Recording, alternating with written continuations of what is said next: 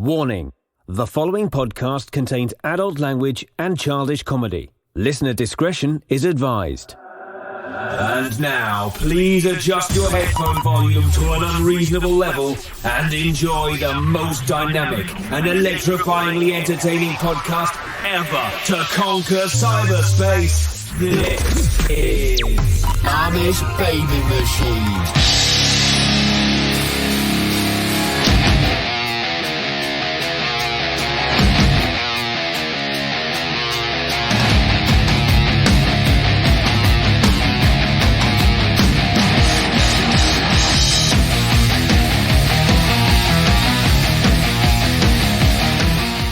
Hello, friends, and welcome to the most powerful podcast ever created, the Amish Baby Machine Pop Culture Podcast starring me, Dags. Today we have a powerful show, and as always, Johnny Rage. Dags, come clean. You actually broadcast this in your mother's basement. Who are you kidding? I'm exposing you for what you are. Bruh. How you doing, buddy? Welcome. It's all good in the hood. Yes, it is. Rubber ducky, you're the one. When I kiss you. You know what that is, Dags? Is it Mr. Snuffleupagus? The reason I sing it, Dags, is because I want to mention that 50 years ago today, on the beloved Sesame Street, Ernie sang for the first time Rubber Ducky.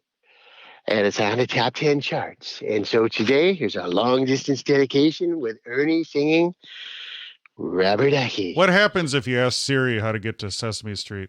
That's a great question. Let me see if you can hear this, if this works. Hey, Siri. Okay. Hey, Siri. Obviously, she's asleep. Welcome, Johnny Rage. Say hi to the fans. How does Siri be asleep? I don't get it. I don't get your setup for your joke. What are you trying to say? No, just wake that bitch up. Come on, let's get it going here. Ask Siri. I want to know what she says. Command her. Tell her. Ask her. Do it. Get Siri up. Siri's sleeping. She's plugged into the Matrix here. There's too many tubes and wires. Okay. All right. Anyway, I thought that was kind of a little touch of nostalgia. I think everybody in the world, in some way, shape, or form, has been touched by Sesame Street. And Ernie, of course, has been touched by Bert. That's what the rumors said anyway about a year ago.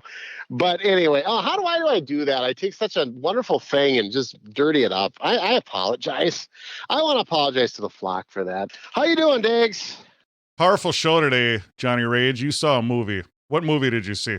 Welcome to Fantasy Island. Do you remember it well? It was that was CBS, I think. Now, don't check and go to Google. Oh, it was ABC. You're wrong, John. Who cares? Nobody gives a shit. It was on. We all loved it. That was back when I think it was like the Love Boat and stuff. The Love Boat. Did you watch Love Boat, Diggs? I did. Did you, any episodes stick out? I mean, I've always wondered how a doctor, a cruise director, and a bartender were always like the VIPs. If there shit ever hit the fan, it was always like them determining what they're going to do. I don't want a bartender tell me what we're going to do in case we hit an iceberg or something. Well, he had powerful skills, each one of them, it was like special forces. It was like the Avengers. Each one of them had powerful superpowers. Gopher. Yes, the purser. What was Gopher's special power? I mean, Doc always thought he was like the ladies' man too, didn't he? And he did score on quite a few ladies. That was like the main reason for the whole program, to see who got laid the most. But well, it was called the Love Boat. Oh, good point. Is that what they meant by that? Anyway, Dags, I bring up Love Boat because it dovetailed right into Fantasy Island. I don't know if it was as popular as Love Boat was. When I watch a movie like that, I always like to do some history and find out how successful was the Fantasy Island on network television. I didn't do that this time. But let me ask you, Diggs, in my short little research, did you like Fantasy Island? You know, it wasn't one of my favorites. I appreciated Ricardo Montalban. I love him. him. Every time I think of him, in fact, the captain's chair where I record from is full of rich Corinthian leather, so I often stroke that. Do you wear like that white suit he always had? It is a powerful white suit. It was powerful. Hervé Villechaize. The problem is your white suit is underwear and a t-shirt. I love Hervé Villechaize. It's Oh, I powerful. miss them. Yeah. It just brings back just a flood of memories thinking of Fantasy Island. You know, it was part of our lives growing up. And then of course when I heard about the movie coming out, I'm tickled to death. I'm like, sweet. What a great way to recapture some of my childhood. Even though I'm young, I'm a young man. I watch some of that stuff in reruns is what I mean. But so I was looking forward to it, and Diggs, one of the actors is Michael Pena, and I'm a huge fan of Michael Pena. He actually plays Mr. Rourke. That's kind of the key. It was like, who are they gonna put in as Mr. Rourke? Kind of an iconic figure. You can't just do that with anybody. And then when I saw it was him, I was like, maybe. And then I went to the movie, and I'm like, sir, I knew Mr. Rourke. I worked with Mr. Rourke. You are no Mr. Rourke. And I like Michael Pena. He had a couple of great movies. End of Watch. I did a review on that, I think, several months back. That was a good movie with him. And he was also an FBI agent in Shooter with Mark Wahlberg. Two great performances by him. So when I saw he was in it, though, I was like, oh, I don't know if it's the right guy or not. And I don't think he was. This is done by Blumhouse Productions, which usually has some pretty good horror films. But Dags, I hate to say it, I think they missed the mark in every way, shape, or form. And I don't normally come with that much of a scathing report when it comes to a movie because I always try to take something out of it. I thought this movie, in one word, horrible. I thought it was absolutely horrible. Lucy Hale was in it. I saw her. She's from her famous Pretty Little Liars. Good looking eye candy. I mean, you can see why she'd be in it. She also was in another movie done by the same production house called Truth or Dare. I did see that. I thought that movie was a shade better than Fantasy Island, but Truth or Dare didn't have the history behind it. Being an iconic weekly series like Fantasy Island did. I was really disappointed in Fantasy Island. Again, movies are subjective. I would suggest that The Flock still go. It's been out now for a couple of weeks. I don't think it scored well in Rotten Tomatoes, but I never use Rotten Tomatoes as a barometer because a lot of times I'm completely opposite of Rotten Tomatoes. And sometimes if I see they're really low in the ratings, I actually go because I'm, like I said, I totally have a completely different perspective on the movie. Michael Rooker was in it. From Walking Dead fame, Guardians of the Galaxy, great actor, but in this he was just kind of walking through just going through the motions. I thought he didn't add much to the movie. He was actually kind of more bothersome, I thought, in the movie than adding anything to it. It was a busy movie. I mean, as we know, Fantasy Island always had several plots. There was I can't remember off the top of my head but I mean, everybody, the whole idea behind Fantasy Island was you would fly to this remote island and you would create a fantasy that you've always wanted to do your entire life. Well, Mr. Rourke would make that fantasy come true for you for the 2-3 days, and then you would leave. And that's what the series was based on. And they tried to give it they tried to turn it into a comedy / horror / drama, and it just got too busy and it just went off in all different directions, and I did not care for it, Diggs. Did they have a tattoo in there? They did, but it's at the very end. He wasn't introduced until the very end. And come on, when we think of Fantasy Island, the plane. I mean, that's what you think of. The first thing everybody says. Everybody thinks they're so funny. The plane. Yeah, we get it. Everybody else says that same thing too. He wasn't introduced until the very end, and he was not a, can we say midget, or do we have little to be person? Little person. You know who my favorite little people are? The Lollipop Guild. God, they're powerful, aren't they? Can you imagine rolling with that gang? We represent the Lollipop Guild, the Lollipop Guild, the Lollipop Guild. God, I love them. You know, it took me years to realize they're actually saying guild. I thought they're saying kids. We represent the lollipop kids. The lollipop kids. I didn't realize it was guild. What the hell's guild, for God's sakes? But they were so in tune with each other's step. You know, it was like they were doing the goose step from back in the Nazi days. And they're like, whoa, they're little, but look at them. Marching. They kind of look scarier the way they were marching. Well, it was made in 1939. Wow. Do you think there's any connection? Did I just like expose something here?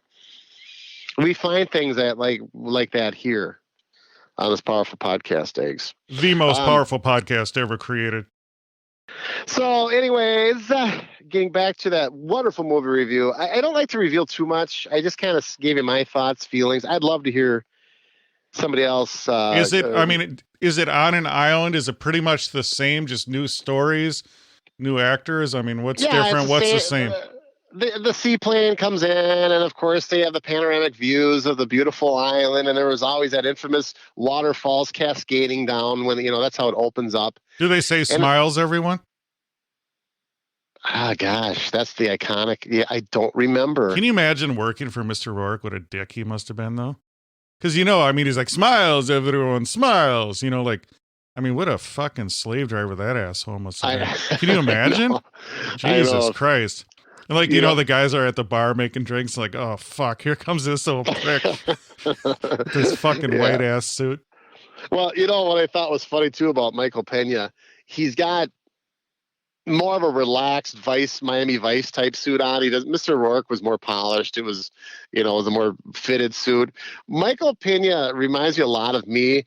Fat people just don't look good in dress clothes. And what I noticed, and I don't know if a lot of other people noticed about this, every time I saw him, you know, shirt's untucked because he's too fat. We get that. I know why they do that. But his white outfit was wrinkled. And I'm like, dude, Mr. Rourke didn't look like that. He was more polished. He was more put together. Oh, can you imagine Mr. Rourke coming in, getting his fucking white suit from the dry cleaners, and he sees like a wrinkle on it, and he just fucking, I know. And he just backhands the poor person, and like blood's trickling down the side of their mouth. Fuck. And then he says, now smile, everybody, smile. I'm smiling. Yeah, see, that's what I would do. I would, if you're going to take Fantasy Island, remember Fantasy Island had, you know, the Love Boat was all, you know, upbeat and happy and filmed before a live studio audience, but Love Boat had a lot of dark themes in it, you know? You mean Fantasy Island? No, I'm sorry. Fantasy Island had a lot of dark themes. It was really dark, and Mr. Rourke would get evil, you know? Yeah, he would almost become satanic in how he would operate and stuff like, yeah. And that's what this is through and through. It's a busy, discombobulated version, and I just did not care for it. I mean, to take on a show like that, you really got to be careful, you know what I mean? Because like you said, it's so iconic, it's so good, it's so ingrained in our fucking powerful pop culture to even tackle that. That reminds me of, you brought up Miami Vice. Yeah. What a horrible movie that was. And I was so looking forward to it. I mean, you think about Miami Vice, what do you think right away? You think of the you know, the cigarette boats, the 80s, Mm-hmm. They talk about white suits, the beautiful women, the Jan Hammer, the theme song. Mm-hmm. I mean, if you're going to tackle that show, I mean, can you imagine how fucking awesome it would be, though? You just have some new, you know, some new synthwave 80s upbeat remix. Remix a song, I don't even care, you know, or use the original. Have all the colors, all the bright pastel pinks and purples. Have, you know, the beautiful women, the beautiful men, everything. But they dropped the ball on that, and that really pissed me off. What is this? Refresh my memory. I don't remember the remake of that. How long are we talking? Did you want me to look up the date or not? It was just a while back. Yeah, I mean, it was quite some time ago, wasn't it? Yeah, but my point is, if you're going to remake some great, iconic 80s movie, I mean, make it good. Right. No, I see what you're saying, but it's all subjective too, isn't it, or not? No, it's not. No one liked that movie. You don't think anybody in the world... Should we survey? Our survey says there was one person. No, I mean, trust me, I know I have my fingers on the pulse, the Flock of Amish. That's why everyone loves us. And thank you, Flock of Amish. We really appreciate everyone that listens to this powerful podcast.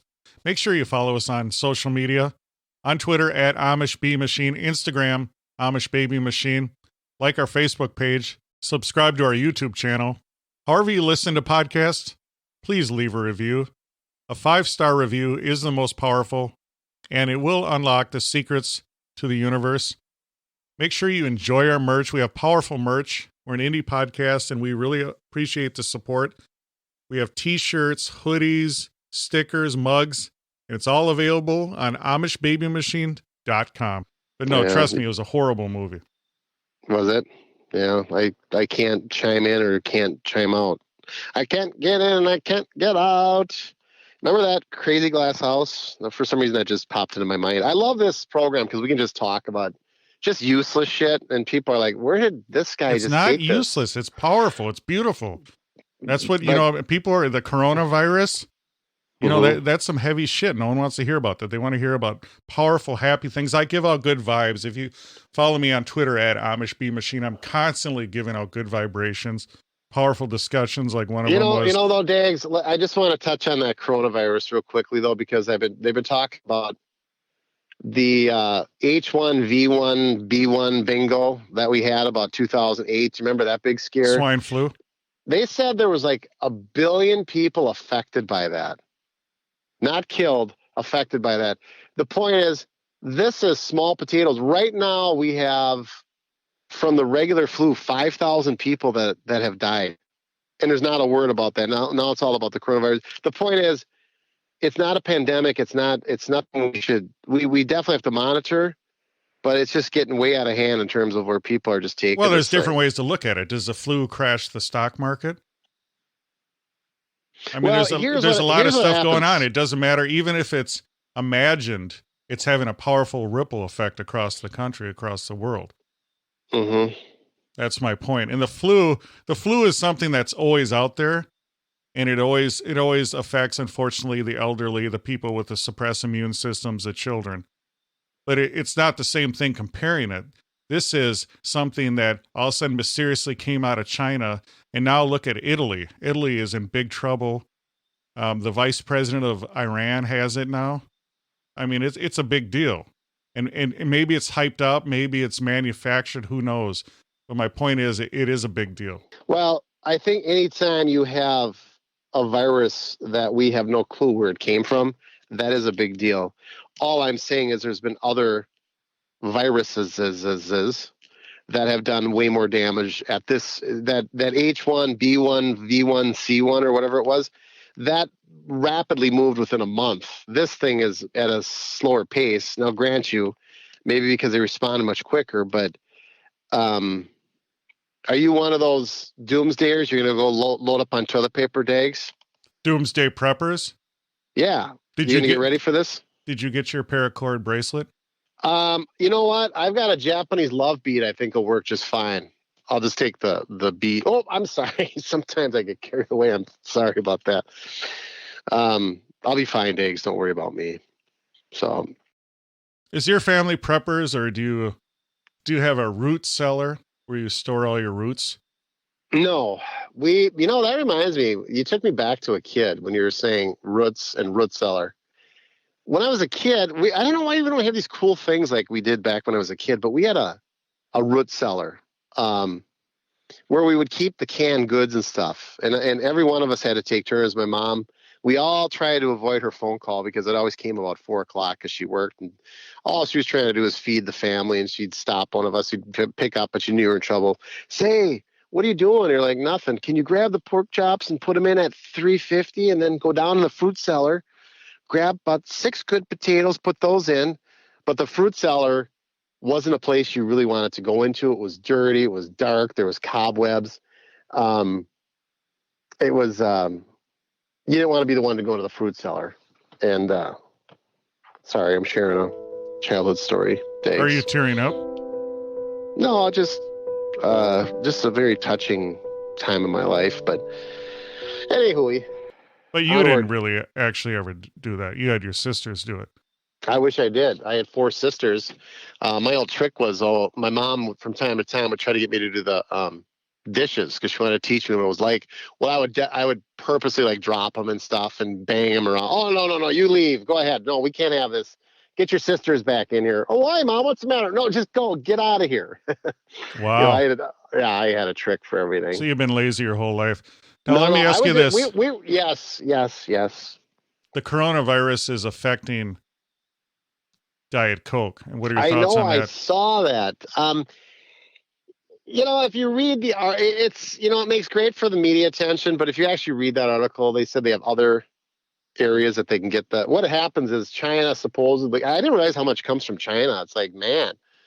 But the sweeteners actually all come from China. So they're fearful that their stockpile of NutraSweets or whatever they use in that aspartame, that rotten shit poison that we put into ourselves comes from China, figures. And so they're worried that it'll disrupt the supplies. But then they also said it'll take a long time before we get to that point. That would be a pandemic, dude, if we couldn't get the Diet Coke, because I roll one Diet Coke approximately at 10:30 every morning. That is more closely related to a pandemic in my estimation. Well, if there's any good news out of this, I look forward to all that artificial sugar being destroyed. It's not good for you. It doesn't taste good. Pure cane sugar from Hawaii. Why can't they do that? Why can't we just put real sugar? I know it causes fat and calories. How much? Come on, a pop is 12 ounces. How much sugar's in there that's really going to make us that fat? I mean, we're already eating at Popeyes and stuff. Well, everyone now they get the Mexican Coke. And why is that? Because it has real sugar. There you go. Yeah, the high fructose corn syrup, that whole deal. Let's bring back the sugar. Even give me the corn syrup too. I mean, just this aspartame. My God. I think that's what started the coronavirus was aspartame, if you look deep into it. I was thinking about snacks and such. I was at the grocery store. The shelves are empty due to the COVID-19. But I was looking at pretzel pieces. Isn't that brilliant? Mm-hmm. So they're making pretzels and they bust up a bunch of shit and it all falls on the floor. They're like, what are we going to do with all this shit on the floor? I got an idea. We'll put it in a bag and call it pretzel pieces. Brilliant. No, I thought you were going with that flat pretzel. I didn't know there was pretzel pieces. Brilliant. How often do you go to the grocery? You never go to the grocery store, do you? Then that's a cool thing. Does a convenience store count as that? Sure. You don't have a curious mind. You don't wonder about things. You just go right in and get what you normally get, correct? There's things that I hate doing in this world. Stopping for gas is one of them because it costs you money and it wastes time. If I go into a store, I like to streamline. I don't need the big box store because I don't want 1 million of the other items offered. I know exactly what I want. I walk exactly to the point where I want to get it. I grab it and I walk on out of there. Okay. Well, maybe if you walked around, you'd burn more calories. It's kind of like Dags like cable TV. Well, we have 300 different channels. You don't need 300 channels. We watch one. That's what these big box stores are. Well, we've got 1 million versions of paprika. I don't need 1 million of paprika. Just give me the one. I'll take it and I'll leave here. In fact, they don't have 1 million versions, though. They just have bulk. They just have big containers of it. Oh, so that would be a great place to sell you because you're bulk. You're just big and bulky. I know. I'm powerful. Yeah. Bulky. Strapping. Bulky of fault. Sexy. Yeah. God, if you were within reaching distance, I'd strangle the piss out of you. God. No, bring it. No, you're sitting in your truck. No, I sampled a couple powerful sandwiches, new ones. Oh wow! New to me. You've been on this eating binge. What's going on, dude? I'm bulking up for the summer. You know how much I love food. Talk to me about it. Arby's brisket, bacon, beef, and cheddar. This sandwich contains brisket, roast beef, and bacon, the cheddar cheese sauce, and a red ranch on a classic onion roll. But it didn't have potatoes. I didn't like the potatoes. Don't go with that. Please don't go with that line. Tell me about it, though. That sounds good. Shut up. Man, that sounds like a man meal there. So do you like the onion rolls? I don't prefer them on the rolls that you have around your stomach, if that's what you refer. Oh, onion roll. No, I don't. I don't like the onion. No, I don't. Do you like a Kaiser Wilhelm roll? It depends what it's served with. So I would say maybe. Do you like a sesame seed bun? Rubber ducky, you're the one. You just reminded me of that song, Ernie. When I tickle you, we have some fun, bird. Yeah, sometimes. Again, it's all dependent upon what I'm eating at. So what kind of roll bun do you like? Well, it depends, Diggs. Well, then pick one. A Hawaiian, a regular plain one, a pretzel. It depends. Everything is there. There's a reason for all these things. It depends what food you put on it. So this is the brisket, bacon, beef, and cheddar. They have a red ranch sauce. Have you enjoyed Arby's, and have you experienced the red sauce they put on it? Well, is it the same as the other red sauce that they use? Don't they put red sauce on everything? No, they do not. So you don't go to Arby's very much.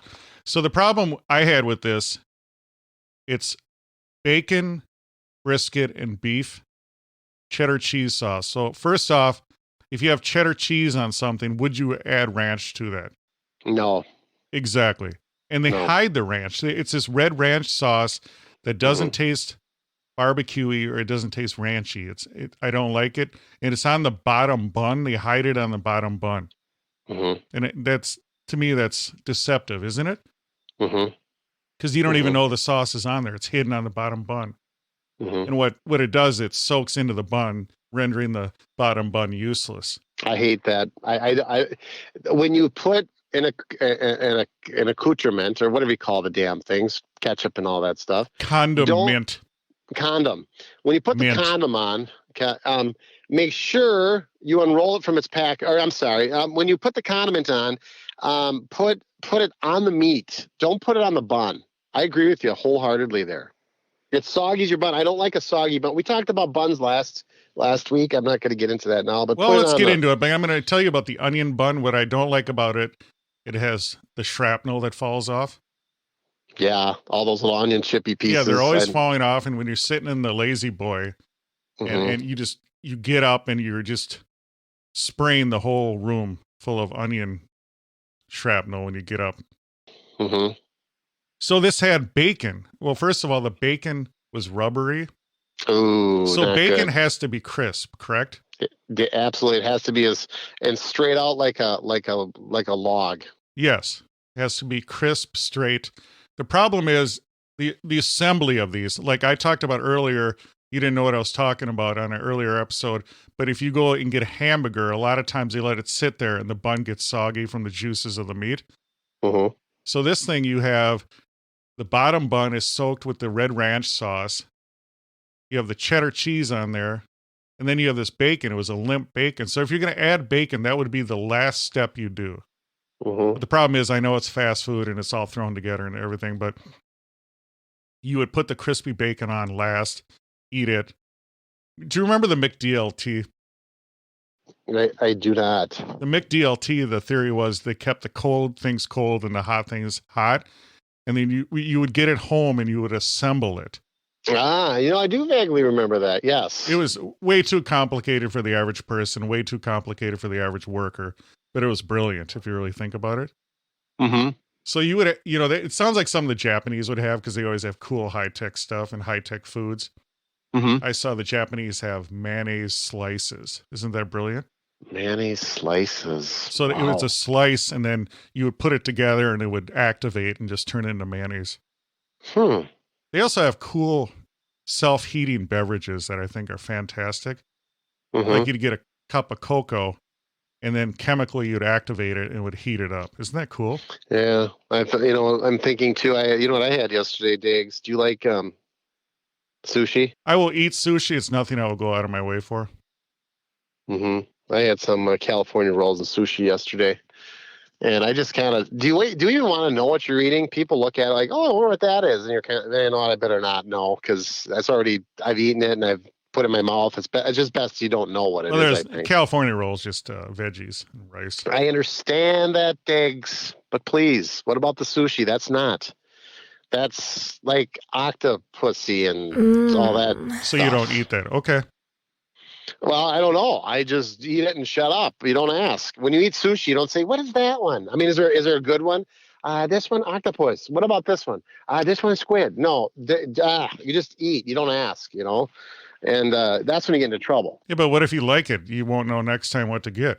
You just eat and you just shut up is the way I look at it. And I eat because I'm hungry. I don't need to feeling good. And Why don't that's you ever why I have eat. pleasure in your life? You're very boring. I mean, you do the same things over and over again. You need to wonder. You need to have a wondering, creative, powerful mind like me. That's why I give out my energy. And, Right now, hold on. Everyone listening, put their hands out. Yes. Put their hands out. And I'm transferring my powerful energy to you, my vibrations. This whole universe is saturated with vibrations. Right now, close your eyes, put your hands out. There. Done. Powerful, good vibrations have been transmitted from my powerful person. Now back to the review. So I had bacon. The bacon was rubbery. The brisket, it's not flavorful. It's almost like they have that fake smoke line. They always talk about they smoke at 13 hours. Yeah. And then they have that rubbery roast beef. Yeah. So this sandwich Yeah. was a fail. It's disappointing because Arby's usually puts some pretty good stuff together. They I do. go there. They have those euros. There was actually 2 for $6, I think. And one thing Arby's have never been accused of is not putting enough meat into their sandwiches. And you go there, get their basic Arby's roast beef cheddar. That thing good, man. I eat that all. I love that thing. That's some good eating there when you go to Arby's. Yeah, and that's a man meal. You know what I mean? It's not for little lady. You go in there, you're hungry. You say, give it to me.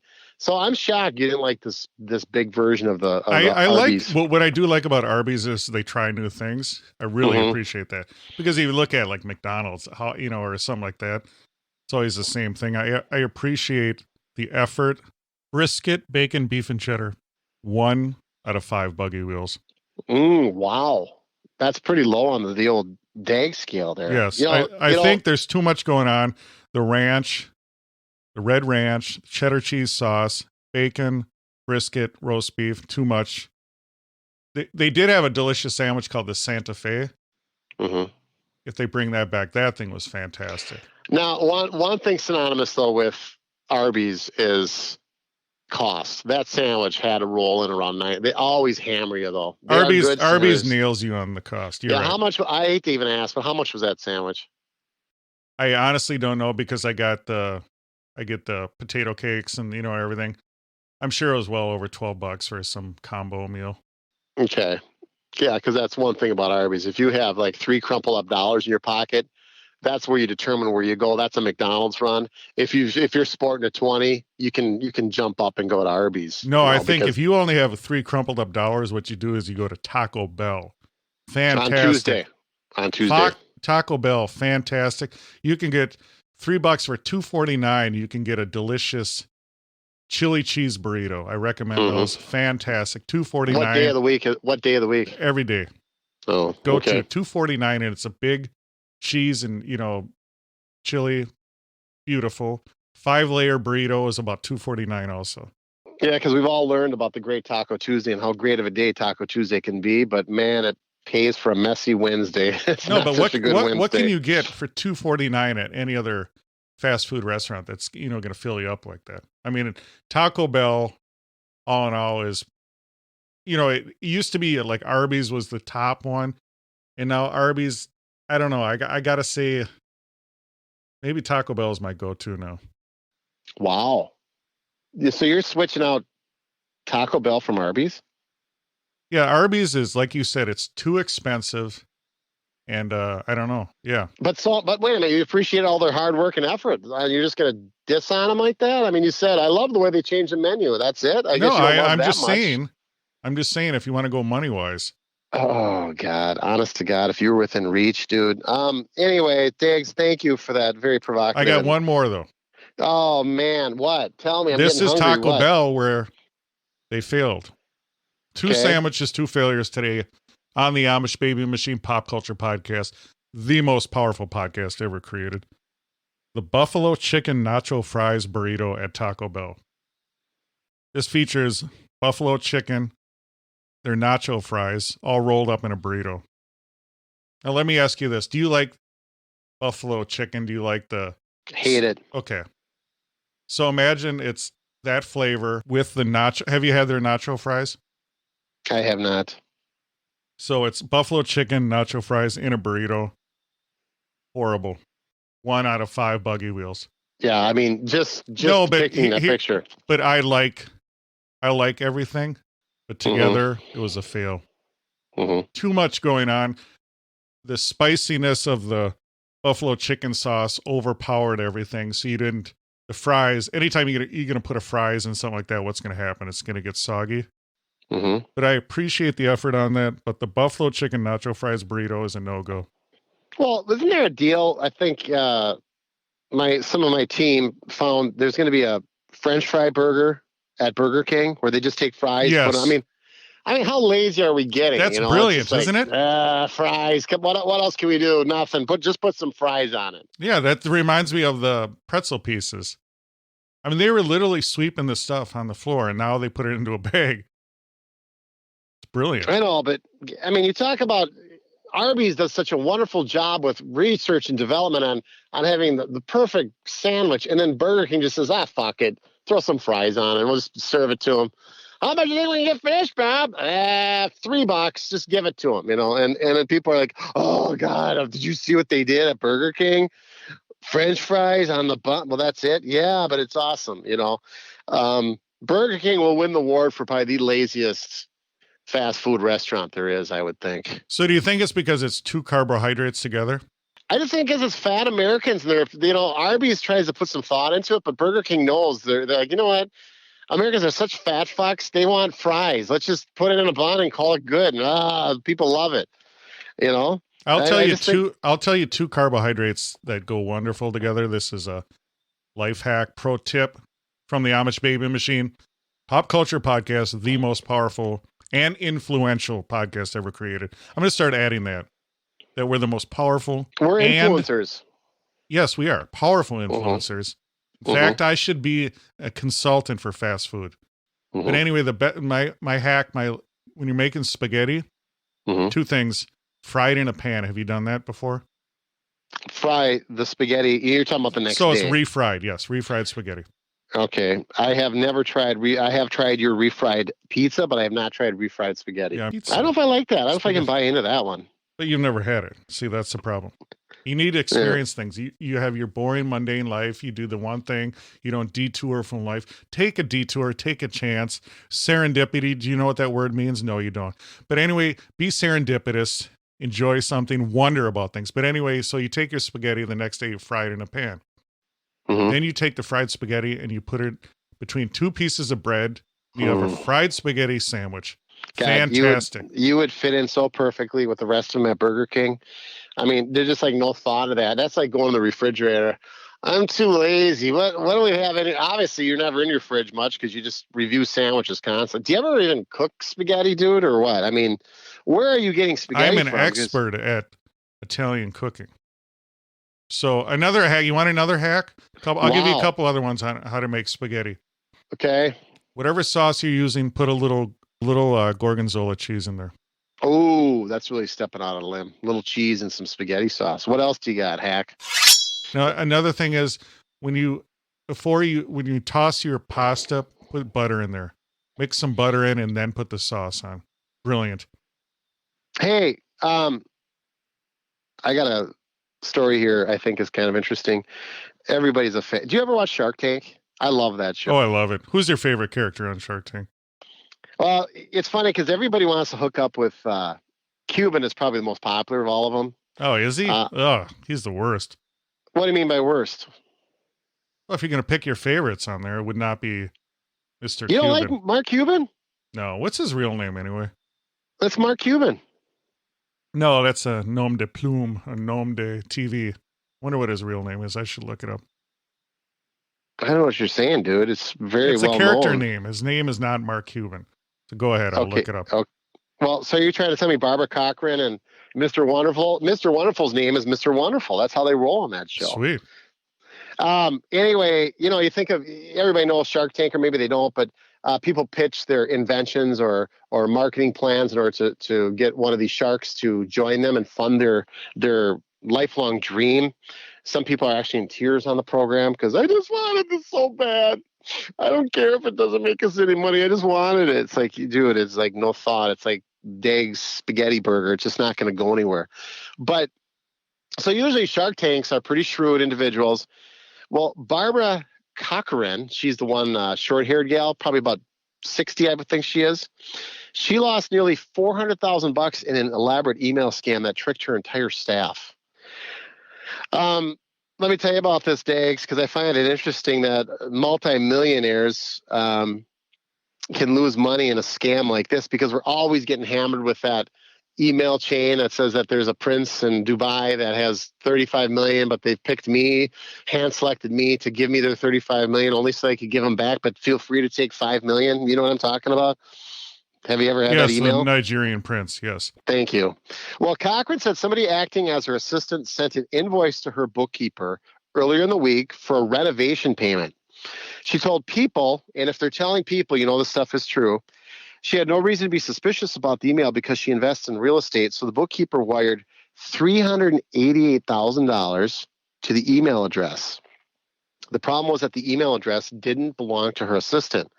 The scammer imitated her assistant's email address and misspelled it with one letter. The mistake wasn't caught until the bookkeeper emailed the assistant's correct address for a follow-up. Cochran said the scammer has disappeared, and she acknowledged that she won't be getting her money back. $400,000, Barbara Cochran, one of the stars on Shark Tank, gets duped. Wow. That's a lot of jing, Dags. Do you know how many of your spaghetti sandwiches one could buy?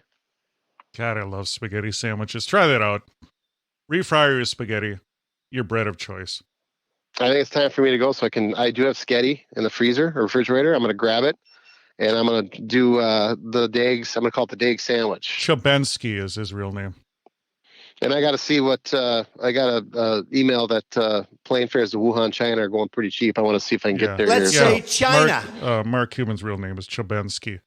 I love Chabensky. It sounds like something out of Star Wars, like a drone. Chabensky.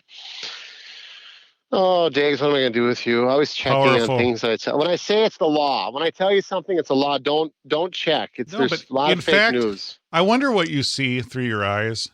Well, you know, your eyes, you're not going to see it. They should have like a VR, like virtual reality of Johnny Rage's mind. Like, what do you see? You're not going to see anything out of your eyes because they're going to be closed shut from me beating the shit out of you. Okay, like Rocky, cut it open. I can't see. I just want to. Oh fuck, man. Do it. I'm just so. Do it.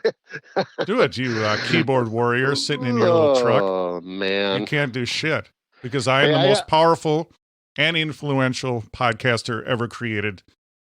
Dags, there's a text here from your mom. How come you're not answering? And she needs you to go feed the cat. So I'm going to leave you on that. Okay. Powerful. We want to thank everyone that listened to this powerful episode tonight. We just ask you one thing. Please tell a friend about this powerful podcast.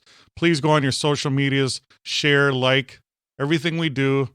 Please review this powerful podcast. And until next time, you've just enjoyed the Amish Baby Machine Pop Culture Podcast.